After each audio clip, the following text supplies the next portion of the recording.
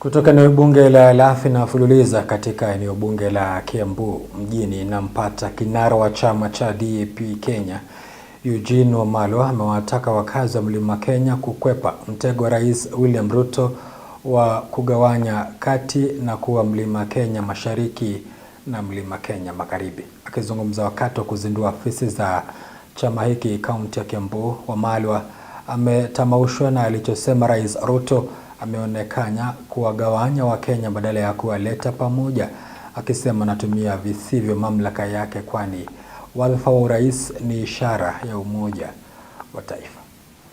Sababu ninyi mumekataa kugawanyika.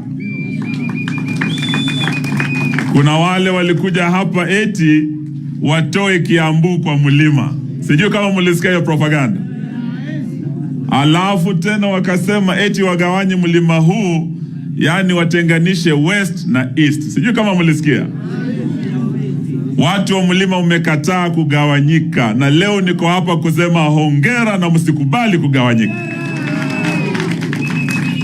Na kando na kukataa kugawanyika, ninyi tena mumepiga hatua zaidi kutafuta cousins wenu wa Ukambani. Na mkasema sasa Ukambani ni Mount Kenya South.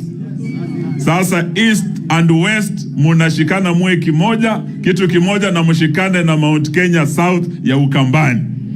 Na mshike cousin wenu Stephen Kalonzo Musyoka. So leo nikija hapa kwenu na kuja na furaha, sababu wale walijaribu kugawanya mlima huu wameshindwa. Na wiki hii nimesikia yule naibu wa rais anaitwa Kindiki, Profesa Kithure. Rigiji huwa anamuita jina ingine. Yeye amesema hata kubali mlima ugawanywe east and west. And Professor Kindiki, as I come to Kiambu County today, I want to congratulate you for refusing to be sucked into retrogressive divisive politics.